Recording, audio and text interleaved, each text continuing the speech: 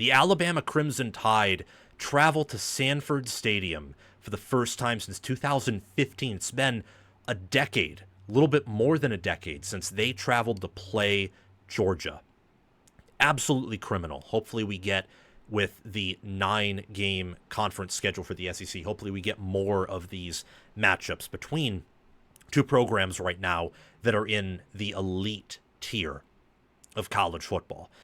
Before we resume this segment, some great and free ways to support this channel are liking the video, watching it all the way through, commenting your thoughts down below. I'd love to hear your analysis, sharing the video, subscribing to the channel, and also hitting the notification bell. That way you can get notified when we go live or release new content.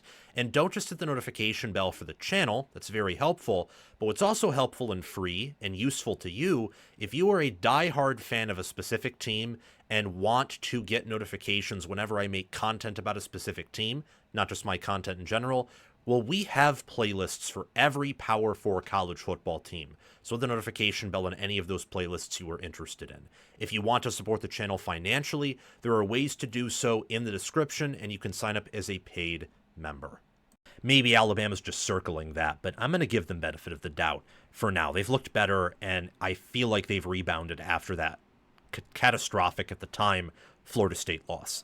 Now the efficiency metrics, the power ratings, things that view Georgia and Alabama as both top 5 teams, view Florida State as a top 25 team.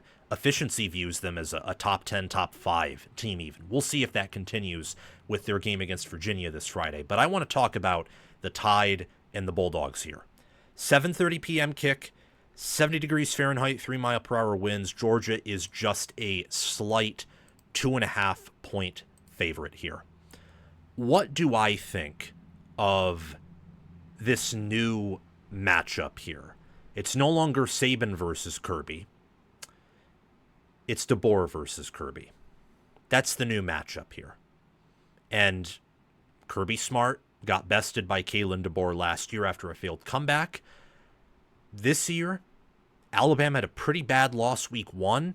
It seems like they've rebounded and come out on fire since then, but still have some issues, particularly in rushing offense. Georgia giving up that many points to Tennessee honestly shocked me, and in a bad way. Their defense has struggled getting pressure. They've struggled a tad bit in pass protection, and I think that their secondary just isn't as good as Kirby Smart and Glenn Schumann are accustomed to. Looking at dominant statistics, Georgia's 3-0, Alabama is 2-1. Alabama yet has a 0.383 points per play margin. Georgia's is just a 0.146. In terms of scoring offense, Alabama and Georgia are actually pretty similar there. Alabama's at a 0.65 points per play. Georgia's 0.536. Defense is the difference. Georgia's giving up nearly 0.4 of a point per play, which again, shocked me. A lot of it were big plays, many of which were flukish, but the fact that Chris Brazzell kept catching those, I think, makes it such that some of that may not have been flukish. I don't know exactly what to take away from that or how much to take away from that. Alabama's only giving up 0.266. It's also in the style that both defenses have failed. Georgia's, they typically failed instantaneously, just in a snap of a finger, one big play.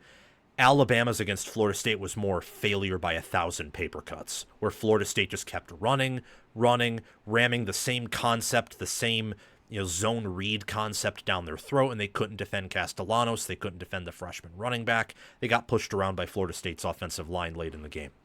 Surprisingly, the power ratings actually view Alabama. Part of it's because Florida State has looked really good against bad teams, which is usually an indication that they're at least a good team. Power ratings think Alabama is the 3rd best team in America, at least FPI does. 22.2 rating. UGA is a 21.7 rating, which is 4th. I believe that both quarterbacks, Ty Simpson and Gunner Stockton, are X-factor players in this game. For Alabama, they're receivers. Same with Georgia, actually. I like Zachariah Branch, Dylan Bell, London Humphreys, Colby Young.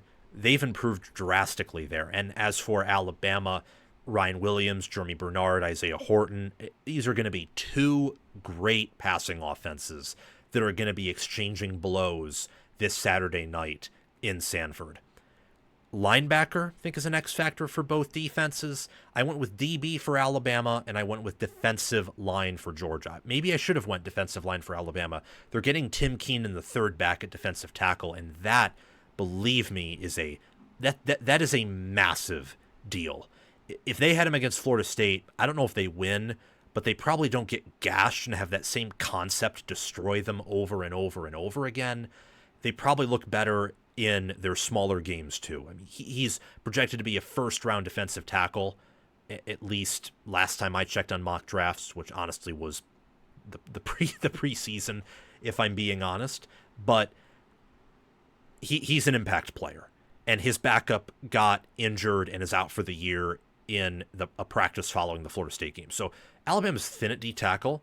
Getting an X factor potential alien D tackle back is always super helpful. So look out for that. I think that these teams, more so than perhaps any matchup this week, are very evenly matched and built to play a good game. So Ohio State, Washington. Washington could win. Yeah, Ohio State could also win by 50. Like, watch Washington play. You'll understand what I mean. For Oregon, Penn State, Oregon could win. If the efficiency metrics are totally correct, maybe Oregon wins by double digits. If the efficiency metrics are maybe overvaluing the Ducks a bit, or they're just incomplete, there's also a world where with the travel, Penn State could blow out Oregon. You look at the week 1 games, Clemson, LSU, that could have been a blowout either way. Both those teams look pretty mediocre. Maybe one of them just plays to their ceiling earlier. Get a blowout. Ohio State, Texas. If Manning is who Feinbaum said he was, and he's looked like it at times, so we know he has that in him, Texas wins. Perhaps they control the game. If Ohio State maybe was a little bit more aggressive, didn't need to be, but maybe they win big. Here, and a lot of those are hypotheticals, but breathe with me. I don't see a world where any of these teams dominate the other. I don't see that here. I think this is a very evenly matched, perfect setting, perfect time, perfect matchup for a back and forth, keeping you on your toes affair. You will be up watching this game, and if you're a fan of either of these teams, you'll be gritting your teeth until 11:30 p.m. This game might even go to overtime. The questions that I have are, can Alabama establish game control? Because when you run the football as poorly as they have, whether it's against Wisconsin, Florida State, their other opponent I don't really care about if I'm being honest, that's concerning. And against a team in Georgia who is better at running the football than Alabama, that's especially concerning. But for Georgia, do they get pressure? Because a big part of the reason why it turns out that Ty Simpson was so inaccurate against Florida State, and honestly so bad at times, was because Florida State got to him. And Florida State made his life uncomfortable. I mean, James Williams was beating the crap out of Caden Proctor. Their tackles in the middle were killing Parker Brailsford, killing those guards. I mean, Florida State's 3-3-5 ate that offensive lineup, especially as the game went on. And I also don't think Alabama took Florida State probably as seriously as they're going to take Georgia because of the, not rivalry in the sense of traditional rivalry, but a competitive rivalry aspect. They're coming off of a bye. Georgia won the SEC last year, nearly beat them. They played them last year. Florida State was an unfamiliar opponent who went 2-10, and Alabama players, in reaction to what Castellano said, just kind of laughed at him like he was an idiot. Turns out, at least in that instance, in that game, he was correct as he won. Georgia needs to get pressure because when Wisconsin didn't and when the G5 team didn't, Simpson was perfect. Quite literally perfect. I mean, there's a reason Kirby Smart says he's the hottest quarterback in football right now. Past 2 games Alabama's played, he has been unstoppable. Even without a rushing attack, him and Bernard and Huevis and Williams and Horton and other receivers, they cannot be stopped through the air. He looked like an NFL first-round quarterback against, I know Wisconsin, but Wisconsin, I've watched them play. They have a good defensive front. Secondary's questionable, but it's not G5 level. Tore them to shreds. Georgia just gave up a ton of big plays to a Tennessee offense that in theory is not nearly as talented as Alabama's. Again, in theory. There are things that Tennessee offense does, I think, in practice that are much better than Alabama. Running the football, for example. And they may have tougher receivers, and I think Kitzelman would be the best tight end on the team. But again, a lot of that's theory, some of it's practice here, and Georgia's also at home. So can Georgia get pressure with a bye to prepare, with the home field advantage, with that crowd? Can they get behind their team, and can they send pressure forward in Simpson's face and maybe force a turnover or two? The style of quarterbacks, I think, is another key factor to pay attention to. Which style is tougher for each defense? Simpson is sneakily athletic, I know, but DeBoer usually likes his quarterbacks to stay in the pocket and to be more of a field general and a gunslinger. Doesn't necessarily like them to run all over the place. That's why he loved Michael Penix. For Georgia, I think they're willing to be a little bit more loose with Stockton. We've seen several designed runs with him, and he's looked pretty efficient as a passer. So there are some slight differences in the style of quarterbacks. I also think Simpson's arm is more talented than Stockton's, although Stockton's arm clearly, just look at that throw on the fourth down against Tennessee in the end zone. That was a NFL-level throw. Which style messes with each defense more? Georgia has so far had problems. I know it's a one-game sample, but it's all we have to go off of. And last year, their secondary was kind of the weakness of the defense. They've had issues stopping big passing plays, and Alabama has looked like a hot mess when dealing with mobile quarterbacks. Pass protection is key. I want to see which team gets movement on the lines of scrimmage, which O-line gets their feet across the line of scrimmage more often, which D-line doesn't get pushed as far back on the line of scrimmage. Another interesting factor to keep in mind is the chess match between Kirby Smart and then Ryan Grubb, Kalen, DeBoer, and include Glenn Schumann with Kirby Smart. That chess match is going to be fascinating. But so is the chess match between Mike Bobo, who gets a lot of hate for Georgia, at a time I thought deservingly so, but a little bit too harsh nonetheless.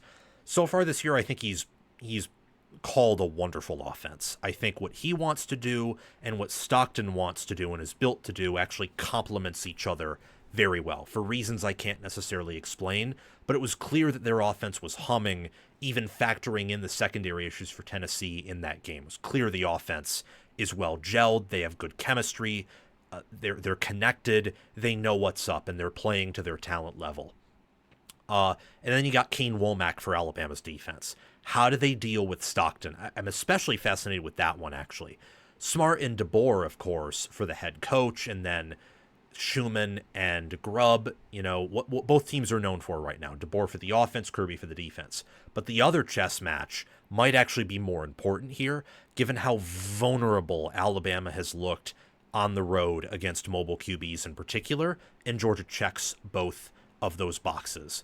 Sanford Stadium, that's another factor here, honestly, since Alabama hasn't really played a game there. No one on this current roster has, but that's a factor that really comes after all of those other factors. So home field advantage matters. It's why Georgia is favored here, when if this game were neutral field, FPI would say that Alabama should be favored, and if the line's at 2.5, if this were neutral field, I feel like Alabama might be favored by 1.5, maybe to be a pick'em that would lean Alabama, just based on how the lines have moved.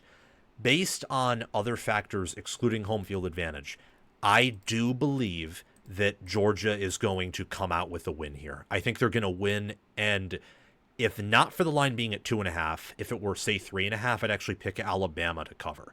I'm kind of thinking Georgia wins by 3 here. If they don't, it's going to be between 3 and 7 points. The logic behind an Alabama competitive game, but Georgia eventually coming out on top, even when I think, look, there's a reason why the lines moved in Alabama's direction. I think that Alabama has some favorable matchups here. In fact, I initially favored Alabama in this spot, but I said preseason I wasn't going to pick against Kirby Smart, with rare exception, And I don't think Alabama yet has it for this game. If this were in Bryant-Denny Stadium again, I would pick Alabama. If this were neutral field, I might even pick Alabama. Might. But if this were neutral field, I would also come back to these same ideas that Georgia can run the football better, and especially factoring in Stockton's mobility. I think that they're going to give that Alabama defense potentially hell on the ground. And I think that they can do a better job of stopping the run than Alabama can. Passing is a whole nother can of worms to open up, but I think they're pretty evenly matched there. I think that Alabama's secondary entering the year was overrated by almost everyone, including myself. We'll see what happens in this game, but I think there are points where they can be gettable. More so probably in running than pass defense. I think that, and by running I mean tackling, so stopping the run. And I think that Georgia's secondary, while gettable in the air, yes, this time they're going to be at home. And I think that with a bye, Kirby is going to come out with a better game plan to mitigate some of those weaknesses and take advantage of some parts of Alabama's offense. So UGA's staff being better is actually a big part of the reason why I'm going with Georgia here. I think Georgia has matchup edges in their run defense versus Alabama's rushing offense. I don't think Alabama will break 100 yards. If you account for sacks, I don't even think they'll break 50. I think that Alabama will not run the ball, and they'll keep it close because their passing offense with DeBoer's schematics and Simpson's newfound poise and confidence is that good, especially against a Georgia secondary that I think is limited. But I think that Georgia's passing offense will get some wins over Alabama's pass defense, and that, along with Georgia doing a better job at running the football, I think is ultimately going to matter here. I mean, I just can't get over the idea that, yes, Georgia has questions in the offensive line. Their projected starting O-line right now is Monroe Freeling, Micah Morris, Drew Bobo, Ernest Green III, and freshman Juan Gaston at right guard. Alabama's in theory with Caden Proctor, Cam Dewberry, Parker Brailsford, Geno Van DeMark, and Wilkin Formby should in theory be better. And yet they can't run the ball as good as Georgia can. And also Caden Proctor, week one, I can't get that in my mind. That's the best defensive line they've played so far. Best defensive front, maybe best defensive coordinator. Tony White over the past 3 years has looked better than Mike Tressel for Wisconsin. And I just think that the lines of scrimmage advantage, I know Tim Keenan's back for Alabama, but think about LT Overton, Tim Keenan III, James Smith, Qua Russo versus Georgia's Gabe Harris Jr., Jordan Hall, Christian Miller, Quintavious Johnson, and then Elo Mendoza, Xavier McLeod, linebacker C.J. Allen, Raylan Wilson for Georgia, and Alabama, Deontay Lawson, Justin Jefferson. Which front scares you more? Both scare me, but I think Georgia scares me a little bit more. I think that trench advantage helps Georgia win this game, and they'll be good enough on the outside to match Alabama and emerge with a close yet very important win that will propel Georgia to 4-0, 2-0 in SEC play. Alabama will earn their second loss of the season. Wouldn't be shocked if I were wrong here, though. I think this is going to be the closest game and potentially most entertaining game of Week 5. Thank you so much for watching this segment on College Football with Sam. Before we close out here, make sure to like the video, subscribe to the channel, share this video around, comment your thoughts and analysis down below so I can read them and reply to them if I have the time. Members get priority replies, but I try to reply to everyone. And also hit the notification bell for the channel and also for any team playlists you are interested in. If you want to support the channel financially, you can always super chat me in the comment section, but I prefer that you sign up as a paid member of the Patreon page or as a YouTube member, or that you can purchase some wonderful merchandise to represent us. I'll see you all soon and have a fantastic day.